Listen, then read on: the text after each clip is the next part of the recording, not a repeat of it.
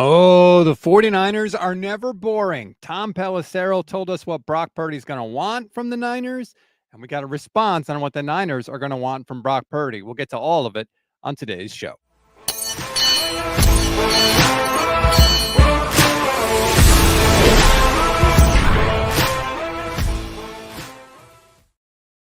What is good, everybody? Welcome to another Gold Standard podcast. I'm your host, Rob Stats Guerrero. Going to be a quick little show today. Just wanted to hop on. Had some thoughts on the Tom Pelissero comments about Brock Purdy's future contract with the Niners. Plus, we got a little bit of a response from the Niners, unofficial response, but I believe a response nonetheless. So I just wanted to go on, give my thoughts about it because Vish is on vacation in India right now, so we're not going to have a show with him today. I will be on live later with Levin Black doing our NFL show, but I wanted to pop on today just to give my thoughts on the Brock situation. If you missed it, Tom Pelissero, NFL Network Insider, was a guest with Rich Eisen over the weekend talking about the Brock Purdy contract situation. He had a couple of interesting things to say. Here's Tom Pelissero talking about the deal. If a deal is going to get done, I would anticipate it is at the top of the quarterback market for all the reasons that I just said. Right now, that Stacks number, that is $60 million per year. Are the 49ers willing to go to that? Or are they going to be in a situation where you could have a standoff with your starting quarterback into the offseason here? I mean, there's a lot of questions that still need to be answered here. Now, before that comment, Tom talked about how Brock's won a ton of games. He's had a high quarterback rating. He's won more playoff games than Dak and Lamar Jackson combined, and they both got paid at the top of the market. All of this stuff tells me that this is coming from Brock's agent, Kyle Shanahan. The way he puffs up Brock Purdy, the way he talks about it, compares him to the other guys that just got recent money, that's agent speak, okay? That is exactly the stance that Brock Purdy's agent is going to take when he enters negotiations with the 49ers. That's where this is coming from.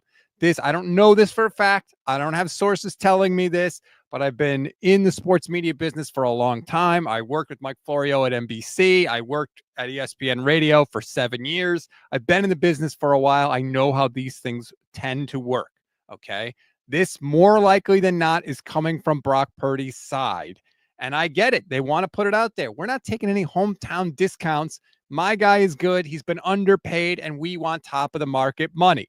Here's a little more from Tom Pelissero with Rich Eisen. There's no reason really for Brock Purdy to take a sub-market deal at this stage. You know, the worst case would be, you know, he could always play it out. Lamar Jackson did that once upon a time. You gain even more leverage by doing that. Brock also hasn't made as much money as Lamar by virtue of being a seventh-round draft pick. But I don't think this is a, you know, hey, we're going to make you the 10th highest paid quarterback, and Brock Purdy just saying, hey, where do I sign?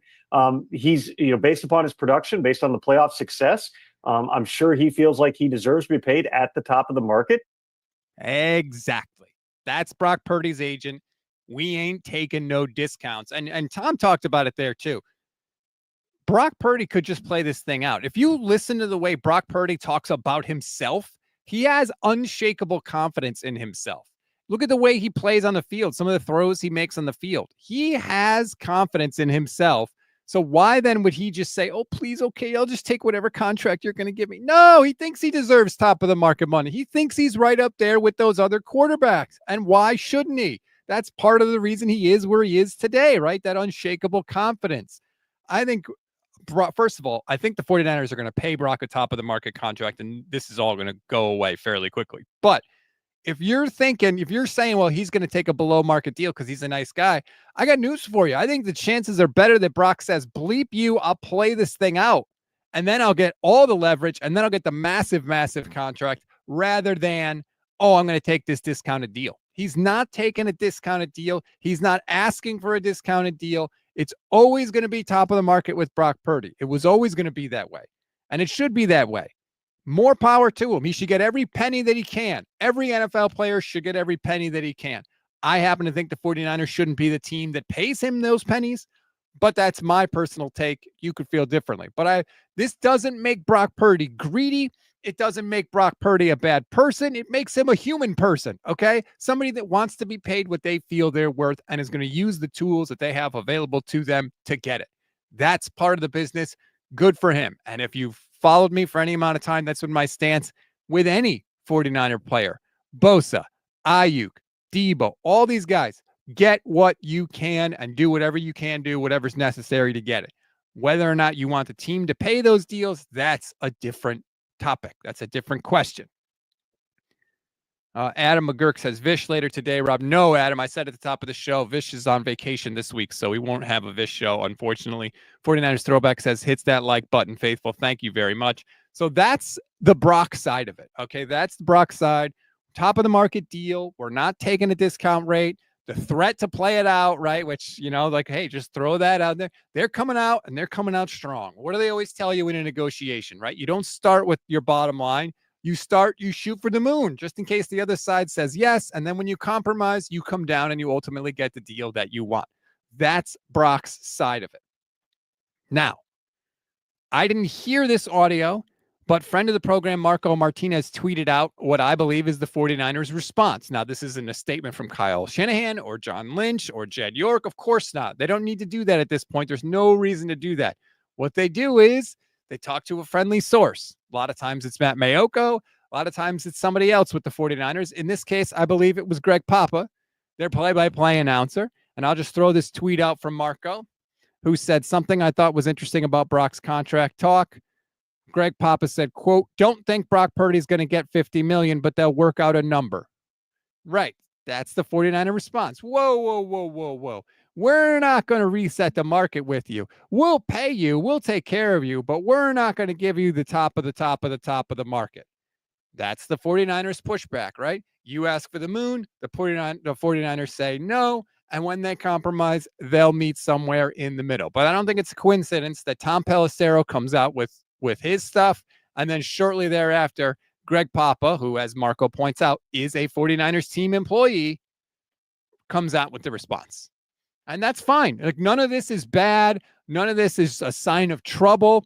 It's just a sign that the contract negotiations have begun. That's where we are. And I know, some people are saying, well, they can't agree to a new contract till after the season. Yeah, that's true. But there's nothing that says they can't have conversations about it. And even if they couldn't have conversations about it, they still could have conversations about it. We all know that tampering happens and there's ways to get around certain regulations and rules and all that stuff.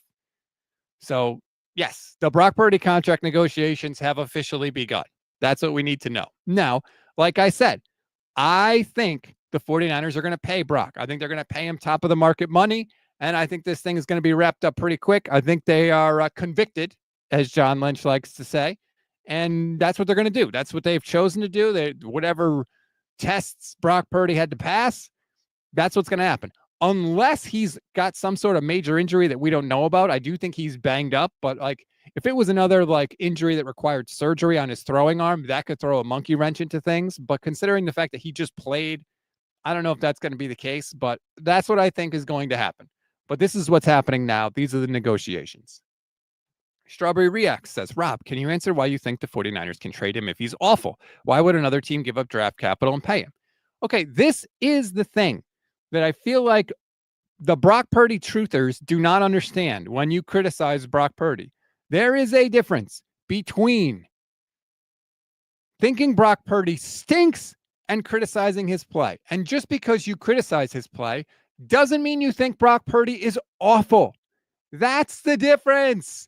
That's the difference. You can be good and be criticized. That's okay. No one has said Brock Purdy is awful. He has had awful games this year, but no one has said he's awful. I've never said he's awful. He has had awful games, but he is a good quarterback. He is better than Jimmy Garoppolo by a large margin. He is harder to replace than Jimmy Garoppolo by a large margin, which makes the decision, what I think they should do, which is trade him, more difficult because he's more difficult to replace. So it's always harder to give up a better player. But just because you criticize Brock Purdy doesn't mean I think he's awful. And I've never said he is an awful player. I've said he's had awful games and made awful decisions, both of which are 100% true. Checking out some of your other comments here. Daza says they're definitely convicted. The 49ers' future will be in jail if they pay him $60 million or more a year. Andre says he's not awful or he wouldn't be a starting quarterback in the NFL, but he's not elite. Right. That's the difference. So that's where we are with the Brock Purdy situation. I expect we'll hear more comments both ways. Agents are going to use the media. The Niners will get asked about it. I'm sure they're going to say, we're not going to negotiate through the media. And then they will, like they've already started with Greg Papa. So that's a thing that's going to happen. Again, none of this is a bad sign. None of this is like, oh no, here we go. They're going to have another holdout, because that's the thing. The 49ers know they can't have another contract dispute like this, right? They know they can't, especially with your quarterback, because it's one thing to have uncertainty at other positions. Uncertainty at your quarterback position throws a wrench into everything, because if Brock Purdy's not in camp, then he's not working with the players in training camp and the preseason. And that mucks everybody up, because eventually he would come back and then he'd be the quarterback and they wouldn't have the chemistry and you'd be in this horrible cycle, right? If Brandon Ayuk doesn't have chemistry with Brock, that doesn't affect Brock's chemistry with Kittle or Debo or McCaffrey or Mason or anybody that you want to throw in there. But the quarterback being gone messes everybody else up. And you simply can't have that if you're the 49ers, particularly coming off a holdout with Ayuk, a holdout with Bosa, a holdout with Debo, and all that stuff. When you've seen the effects, Trent Williams, another one. You cannot do that this year. And I think the 49ers realize it. And more importantly, I think that Brock Purdy's agent realizes. You heard Pelissero earlier, if you heard the sound, mention, the 49ers could have another holdout on their hands. Everybody's aware of the situation. And I think that this deal is going to get done. It can get done immediately after the regular season. It doesn't have to be after the playoffs or anything like that. They could have this thing announced in January or February and just boom, boom, boom, bing, bang, boom, wrapped up. And that is my overarching point. Whether or not you agree with me on whether they should sign Brock Purdy to the top of the market contract or not, that's one thing. But I think we can all agree on this one point. And this is like my number one opinion. I feel even more strongly about this than I do whether or not they should pay Brock. Whatever they decide to do, you have to have it wrapped up by the start of the new league year. Whether you decide to trade Brock Purdy, whether you decide to pay Brock Purdy, you have to have that decision in stone made by the start of the new league year, because you can't muck around and have this uncertainty and this cloud hanging over you again. You cannot do it. If you're going to sign him, then pay him. Don't mess around and try and jerk him around because you don't want to pay an extra $2, $3, $5, $10 million, whatever it is. No. You decide you're going to keep him, you pay him. Because like we've seen, the longer you wait, the more expensive it gets, and the contracts are going to keep coming.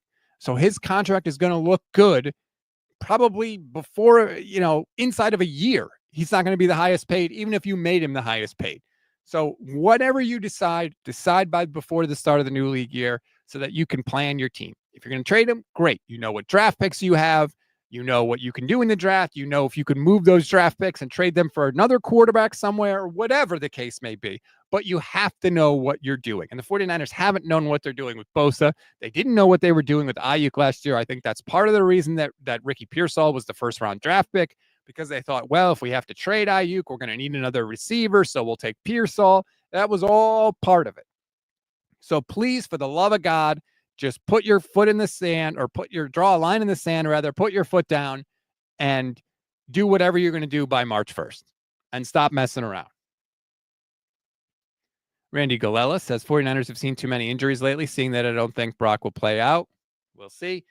For all the people in the chat that think they're hilarious asking about Grant, I've not made a secret about this. We're not doing a show anymore. Okay. So you can keep bringing it up. Oh, I'm going to be cool and funny. We're not doing a show. So never would be the answer to that. The Unfaithful Perspective says, I'm tuning out if they sign him to a market contract. I deserve better. I deserve elite. Never stop searching for that guy. Don't settle. Better. That's my thinking also. I think that Kyle Shanahan has showed he could raise the floor of a lot of different quarterbacks. And so, yeah, while you might have some guys that are sort of placeholders while you look for that elite guy, we've seen the team can win a lot of games with that guy, and maybe they get lucky, maybe they don't. But you also reserve the flexibility to boost the team in other positions and boost the roster around the quarterback, whoever that is, if you don't pay the quarterback. So that would be my thinking too, is keep looking. I never said it's easy. I never said they're going to be able to do it in a year. I never said any of that. All I have said was, I don't think this is the guy that deserves that money because I don't think he's capable of playing to that level. And so you keep looking. You may disagree. That's fine if you disagree. I don't know that I'm right. I could be dead wrong. They could pay Brock and he could elevate his game and they could win the Super Bowl. This is just my opinion. That's all it is. Okay. And if I'm wrong, we'll see. And that'll play itself out. And I'll admit that I'm wrong. I admitted I was wrong on many things this year. It won't be the last time I'm wrong. That's for sure. Daza says, you think the Giants, Jags, Dolphins, Cowboys wish they could take back the contracts to quarterbacks? Brock is not 15 to 20 million better than Baker Mayfield. It's interesting. I think Pelissero mentioned the Baker Mayfield contract is like not going to do it. It's not going to get it done. And frankly, I don't know why you would want a quarterback on that deal. Because if a quarterback's willing to accept that deal, he knows that he's not worth more. So we'll see. The whole Brock Purdy thing is really interesting. He's still got to finish out the season. He's got to finish out the season healthy. You know, if he were to play these last 3 weeks and get banged up and get hurt and maybe require surgery in the offseason, then maybe the Niners don't do a contract in the offseason. Maybe everybody waits a whole year and they do get a cheap Brock Purdy next year. Who knows? You know, we can't just assume everything's going to go fine these last 3 games. They got to play Miami. They got to play the Lions, which, whoo, look out. And, of course, they finish up with Arizona. So, yeah, we'll see on Brock. Don't worry. Man, a lot of angry people in the chat. Heineman says, Stats, you should do a show with Javi Vega Wednesday. Javi's welcome on the show anytime he wants. He was part of the network once when I was back at Niners Nation. I call him the Niners podcaster emeritus. You know I'm a Javi fan. I've had him on since then and probably have him on again in the future. I'm sure he's hearing different whispers and things about the Brock Purdy contract. Let's see. Andre Garibay says, haha, I'm going to be cool and funny stats. Diego Figueroa says, who are the other threats that could raise the quarterback price? Well, Darnold's contract is going to be interesting. He's a free agent. He's going to hit the open market more than likely. From everything that we've heard, now I don't know, this could change, but from what we've heard, the Vikings haven't engaged with him in contract talks. Now, I guess in theory, if they go on to win the Super Bowl, maybe that would change. They're obviously going to make the playoffs. But let's say they don't win the Super Bowl, because more than likely that's what's going to happen. And the Vikings say, hey, we picked J.J. McCarthy. We're sticking with J.J. McCarthy. And he hits the free agent market. That's going to be interesting. He's going to be coming off a very good year, not counting whatever success they have in the playoffs. If they win a playoff game or 2, who knows? I have no idea. You know, we'll see, obviously. But as it stands right now, Darnold's got 28 touchdowns, 10 interceptions. He's got about 3,300 passing yards. Let's say he's throwing for about 250 a game. There's 3 more games, so that's 750 more yards. So he's going to throw for, you know, close to 4,000 yards. Maybe if he has a couple huge games, he gets over that mark. 28 touchdowns in 13 games. Yeah, you know, he's going to come off a hell of a year. And guys that come off that kind of year don't usually hit the open market when it comes to quarterback. And we all know there's going to be a bunch of teams that need a quarterback. The Titans are going to need a quarterback. Clearly, they just benched Will Levis. Who knows if that's ever going to come back? We don't know what the Atlanta Falcons are going to do. Who the hell knows? The Saints are going to need a quarterback. Let's see. Who else needs one? The Giants clearly are going to need a quarterback. The Jets, who knows? They might need a quarterback. The Patriots, well, they have Drake May, so they'll probably stick with him for at least one more year. I don't know what the hell Cleveland's going to do a quarterback, because they still have that Deshaun Watson contract, so who knows? The Steelers, who knows what they're going to do at quarterback? I don't know that they're, you know, committed to Justin Fields. I mean, Justin Fields couldn't even keep his job this year. Who knows if they want to go back to Russ?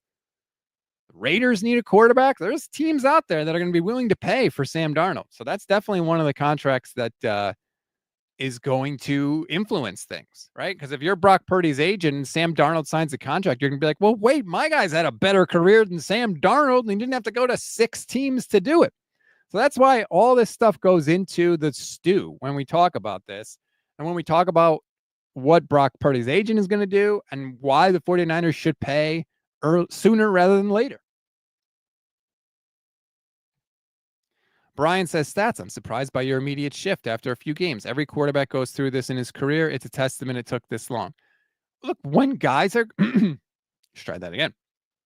When guys are good, I say they're good. When they're bad, I say they're bad. I said from the beginning I wanted to wait 2 years before I decided whether or not Brock Purdy is a franchise quarterback. He's got 32 starts under his belt. That's 2 years. I don't see it. I think if we were going to see the signs that he was an elite quarterback we would have seen it by now. How many guys become elite quarterbacks at this point in their career? Most of the time, And I think the fact that we don't have any definitive signs that he's an elite, top of the market quarterback tells us what we need to know. Doesn't mean he's not very good. Doesn't mean the 49ers can't win with him. Doesn't mean any of that. Again, that's the part of this that you have to, it's not an all or nothing. It's not binary. Well, he's not elite, so he's terrible. No, that's not it. The thing with the NFL is because of the salary cap and because of the way the market works, you don't pay for the middle of the road guys unless you can get them at your number. That's why the Dre Greenlaw contract that he signed was awesome, because Dre is right at the cusp of like those elite linebackers, and he did not take a market contract deal. That was a great deal. The Diamador Lenore deal, I think, could be a great deal for the 49ers because I think he's an ascending player. I think he could play in the top 5 of corners in the NFL. And if they do, that's not a top 5 corner contract, and it certainly won't be 1 or 2 years from now. So that's the difference. I had a tweet about Mike McGlinchey that I guess I'm going to put it on me that I wasn't clear with what I said. I thought it was clear, but people started reacting to it and they didn't seem to understand what I was saying. Let me throw it up on the screen and we can talk about it. If I hit the right button, that would be a key. So what I tweeted was, nobody wanted the 49ers to re-sign Mike McGlinchey to a market rate contract because they knew he wasn't worth it. Why would you want them to sign another more expensive position at top dollar when you know they aren't capable of playing at that level? I wasn't saying that Mike McGlinchey is as impactful as a quarterback. That's not what I was saying. My point was, you don't pay a market rate contract to a guy that can't play up to top 5 at his position. You don't do it. That's how you get bad. That was my only point with bringing up Mike McGlinchey. He got a market rate contract with Denver. He got an $80 million contract with the Denver Broncos. Nobody looks back at that deal and says, that's a really good deal, right? No, he's been a disappointment there. He's been hurt. Wasn't a good deal by the Denver Broncos. So why would you want the 49ers to make a bad deal with a more expensive player? That was my point with the tweet. So I guess I wasn't clear enough, and I guess that's on me. It is on me.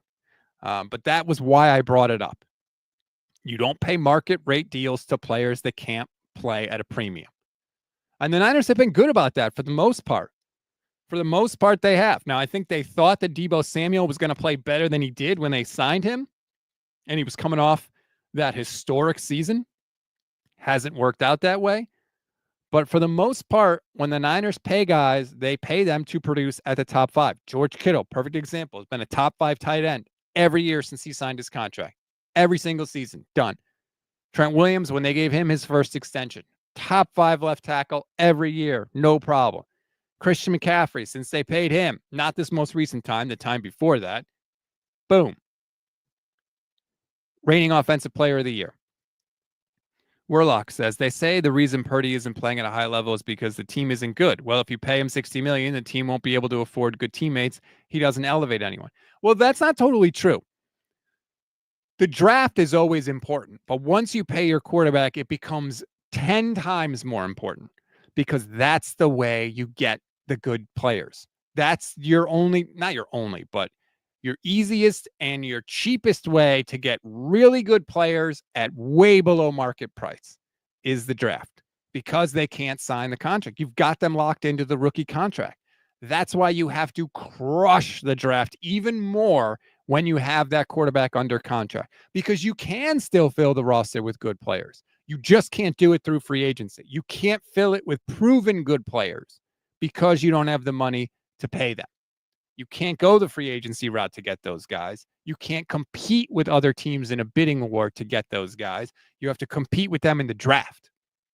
You essentially need to have a draft like the 49ers had last year, where you bring in a bunch of guys. Doesn't mean you have to get all pros at every draft pick, right? Doesn't mean that at all. You just have to get guys that can play in your system, that can be contributors. You can't whiff. And the 49ers had whiffed in the draft for multiple years before last year. This year, they didn't whiff on any of them. I guess you could argue Pearsall, but I think Pearsall's been more of a Purdy issue than anything else. I don't think we can say for sure whether they whiffed on Pearsall, but they certainly didn't whiff on Renardo Green. They certainly didn't whiff on Dominic Pooney. I don't think they whiffed on Jacob Cowing. I think he's going to be a solid player. This year's draft class is looking very solid for the 49ers, and that's what you're going to have to do. You have to do it regardless to build your team up, but to do it with a quarterback that's under contract for big money, you have to crush the draft. Have to. Or at the bare minimum, no Danny Grays, no Trey Sermons, no Ty Davis Price, right? No guys that just flat out cannot play, cannot stay on the field. So we'll see. If the 49ers sign Brock to that deal and keep kicking ass in the draft, they'll be able to compete. It's a tall order, though. The draft is very difficult, as we all know. It's hard to do what the 49ers did this year, and it's harder to do it when you draft premium positions, you know? It's one thing to do it at safety with Malik Mustafa and guard with Dominic Purdy. Important positions, yes, but the premium positions are cornerback, pass rusher, tackle, quarterback, obviously. Those positions mean more when you hit on those in the draft because those are the most expensive positions, right? And generally the rule is when you miss in the draft, you pay in free agency. Well, if you're going to pay for a corner or a pass rusher or all that stuff, number one, they don't come on the market very often. Number two, when they do, you got to pay crazy rates because you got to win the bidding war. And so that's why those are the premium positions in the draft. And we'll see if the 49ers can do it. Heineman says Howie Roseman paid Hurts and rebuilt both lines. They have used the draft to build up the lines, and they have done that. And they traded for A.J. Brown. They were able to pay him before the Hurts. I think that was before the Hurts deal, right? They drafted Devontae Smith. They were able to pay him. You've got your quarterback locked in. You can structure the cap hits. You can stagger the cap hits. So that definitely helps. And if you keep restocking the cupboard in the draft, you have that money available to you. That's the bonus, right? And credit to the Eagles for being able to do it. By the way, they look really good this year. I think I've slept on the Eagles. I don't think I've given them enough credit. What they did to Pittsburgh yesterday, they came out and just locked the Steelers down. They're 12-2. Their record's just as good as the Lions. And look, I get it. Detroit has been ravaged by injuries, and that clearly has to be mentioned. But Philadelphia Eagles look damn good too. Obviously, we know it's Saquon and all that stuff. Let me check out some of your comments. Tony says Vic Fangio is the golden god. BS B Swintek, that's what I'm going to say, says, bottom line, ladies, Brock is getting a 5-year, $300 million contract. Deal with it. Like I said, I believe he's going to get paid. So, and when he does, like I said, doesn't mean the 49ers can't be good, but it means you're playing the game on the highest difficulty mode. That's what it means. And the 49ers had every opportunity to win the Super Bowl when Brock was cheap. They gave it as good a run as you can give it. They came as close as you could possibly get. So they didn't waste it, right? It wasn't like the Cowboys with Dak Prescott, where you had a quarterback that was really good on a super cheap contract and you didn't even get to a conference championship game. 49ers maximized the team that they had with a quarterback on a cheap contract. They failed to win a Super Bowl, and that sucks. They gave it a good run, and now they got to build it up again. They have to build it up again. Let's see. Right. Yeah, the draft. People are agreeing with me about the draft. That's good. Violet XRP says, why was Devondre Campbell ever signed? He was signed because they needed a linebacker, and Eric Kendricks backed out on that. Remember, they had agreed to a deal with Eric Kendricks in the legal tampering period, and then he bailed on them and went with his old coach, Mike Zimmer, in Dallas, and then they were like, oh, shoot, we need a linebacker, so they had to get somebody. So that's why. That's all. He wasn't their first choice, much like Nick Sorensen wasn't their first choice either. Sean Turner says cap goes up every year. Draft better. Stop missing ones. The other thing is, yes, the cap goes every year, but everybody else's salary goes up with the salary cap. So it's not like, well, the cap goes up every year and people's salaries stay the same, so you have more room. No, that's not how it works. Everybody's salary goes up every year along with the cap. Warlock says if the Niners do pay Brock, they won't be competing for Super Bowls anytime soon, which is great since it will give me a break from the team. I devoted too much time and effort to my 49ers. Hey, look, you could step away anytime you want, Warlock. Nobody's holding your eyelids open, making you watch the team. It's going to be, it's going to be a new era. It's going to be difficult. And that's why these last 3 weeks of the regular season, Obviously, there's not much to play for, and there's nothing to play for in terms of playoffs. But that's going to be the dull time. It's weird. With the 49ers, it was, oh my God, they're going for Super Bowls. The season is so important. Must watch. Got to pay attention. And then the offseason was like, well, we know the team basically. They've got some contract drama, but we know what we're going to get, basically. This year is going to be different. These last 3 weeks is going to be nothing to play for. We'll go through the playoffs, all that stuff. But then once the offseason hits, it's going to be like, what happens with Brock Purdy? What happens with Deebo Samuel? If they decide to get rid of Deebo Samuel, do they trade him? What happens with Javon Hargrave? Do they cut him? What happens with Kyle Juszczyk? Do they cut him? If they trade Deebo Samuel, what do they get back for him? Do they trade him for a player? Do they trade him for a draft pick? Hell, if they decided to trade Brock Purdy, what do they get back for him? I have no idea what Brock Purdy would fetch in a trade. None. Now, obviously, whoever trades for him's got to pay him, so that factors into the compensation as well. But, I literally don't know. They got a 4 for Trey Lance, which you might say, oh, the Cowboys are dumb. All it takes is one dumb team, right? Clearly, as we saw. And clearly, Brock Purdy's better than Trey Lance. What would he go for in a trade? I have no clue.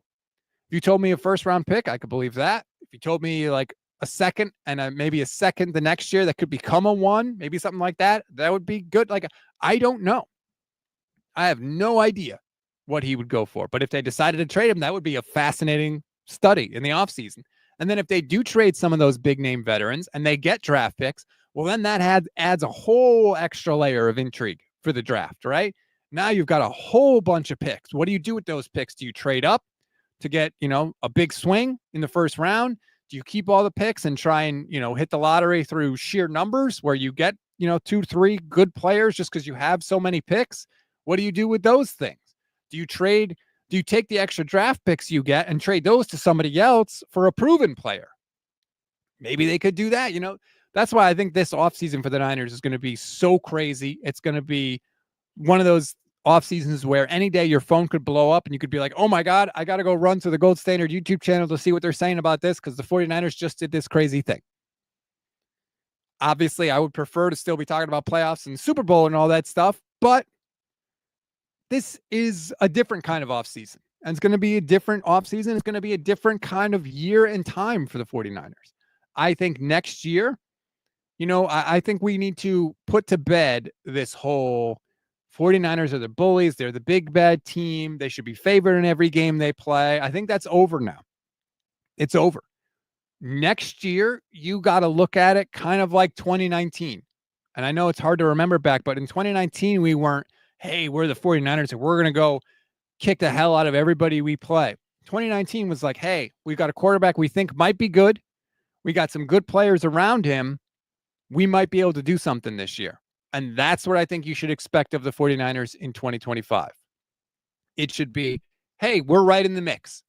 And we'll see how that plays out. And we'll take it week to week and we'll see what they can end up doing. But I don't think that you should have this expectation of the 49ers next year as like, oh, yeah, right back to the NFC Championship game. I think that's over. I think we need to adjust that. And I think the team will tell you if they agree based on what they do in the offseason. Do they trade all those guys, right? How do they handle that? What do they do with Brock Purdy? The team will tell you what they really think through what they do. Would Purdy even fetch a 7th, which is what they spent to get him? Of course he would. You really think people wouldn't give up a 7th round draft pick for Brock Purdy right now? You must think he stinks then, if that's the case. You must think he's awful. I mean, look at what Zach Wilson and Sam Darnold went for. Brandon friggin' Staley says 49ers won't be doing much other than offloading contracts and signing bridge players. 2026 is the start of a new era. Maybe, but if they're offloading players, they're going to get draft picks in return. They're not just going to give those players away. Like they'll get something if they trade Deebo Samuel. If they trade Brock Purdy, obviously they'd get draft picks. I think they're going to cut Javon Hargrave, so they're not going to get anything for him. But one thing I want to mention, David Montgomery is going to have season-ending knee surgery. Ooh, man. Okay, hold on. I'm seeing a comment from John Lynch about Devondre Campbell. So let me put that up on the screen, and we can talk about it. Let me just share. I was just about to wrap it up too, but let's throw this on here since we're all here together. Schefter tweets, Niners president of football operations, general manager John Lynch issued a statement on Devondre Campbell. Quote, we have suspended Devondre Campbell for 3 games due to conduct detrimental to the team. We will have no further comment on the matter. AKA, let me summarize that statement for you from John Lynch. Devondre Campbell fucked around and found out. That's what John Lynch essentially just said. If you're wondering why they are suspending Devondre Campbell and not cutting him, it's because if you suspend him for conduct detrimental, you can get money back. Money that you already paid him, you can recover. And I believe he had some void years left on his contract. So the Niners are doing this because, number one, they want to get money back. And number two, if you cut him, he can play for somebody else. If you suspend him for the rest of the year, it's bleep you, you're done. You're not a part of us, and we're not going to let you play for anybody else. So that is why the 49ers did this. It's not because there's bad leadership or anything like that. This was the smartest response that the 49ers could have had to the situation, and now they've done it. Not a surprise by any stretch of the imagination. It's what needed to happen, and it's what did happen. The thing we found out over the weekend is that John Lynch was the one who kicked Devondre Campbell off the field. Apparently, John Lynch came down when he saw something was up, and he asked Devondre Campbell, are you refusing to go in the game? Devondre Campbell said yes, and John Lynch said, get the hell off the field. And apparently he said it in a not nice way, because I didn't know this. I learned this on Sunday because of Jay Glazer's report. John Lynch has this alter ego, Red 47, where I guess if you tick him off, he goes nuts. And certainly this is the exact kind of thing that would tick off John Lynch. Somebody refusing to play. John Lynch is a Hall of Fame safety, and he's got a defensive player that says, I'm not going in. He's not going to respond well to that. And he didn't, clearly, and he kicked him off the field. I thought Kyle should have been the one that kicked him off the field, frankly. It's crazy to me that Kyle would let him stay on the sidelines. Kyle should have said, you're not playing, you're gone. The same thing. All right, you don't want to be here? We don't want you here either. Get off the sideline. So Kyle should have done it. I'm glad that John Lynch did. I'm sure Kyle will have something to say. I don't think that let me see. Let me just check the media schedule. Yeah, no, Kyle's not going to speak today. Kyle will speak on Wednesday. I'm sure he'll get asked about it. He'll try and downplay it and say he's not part of our team anymore. I told you he wasn't going to be part of our team. We want guys that are all in, something like that. But I would like to know why Kyle didn't kick him off the field, because he should have. Anyway, all right. That's going to do it for this edition. I didn't even mean to go this long, but that's where the conversation took us. Thanks, everybody, for watching. Please like and subscribe to the YouTube channel. Just went over 20,000 followers a little while ago. Keep climbing that board. Thank you to everybody that commented for the giveaway, for the 20,000 follower giveaway. I did pick the winners. You know who you are. You are getting shirts. They are on your way. You're getting hoodies. They're on your way. Thanks again to Homage for that. I'm sure we'll do some more Homage giveaways before the year is over. We love Homage, and we're great partners with them, and we appreciate them helping us out. Also, I will be going to Super Week at the Super Bowl this year. Again, I'll be there. So we'll have as many interviews for you as we can have. So this is a perfect time to like and subscribe. Niners obviously won't be playing in that game, so we may get some interviews with some 49ers players, because they like to talk. We'll see. Hell, Brock Purdy, I'm sure, will be a very popular choice to be at Media Week. He was the quarterback there last year. He likes endorsements. He needs the money. Maybe Brock Purdy will be down there. And if he is, I will bust my ass to go and talk to him. I would love to talk to him, but I'll be there again. Hopefully 11 will be there with me. We're trying to work that part of it out, but we'll have plenty of interviews from New Orleans Super Week. So that should be a lot of fun. Again, just another reason for you to like and subscribe. Thanks, everybody. Enjoy the rest of your Monday. Try to enjoy the rest of the football season. We'll be here with you, and we'll talk to you a little later today. 11 and I will be here 5:30 p.m. Pacific time for our NFL show. Make sure you join us for that, and we'll talk soon.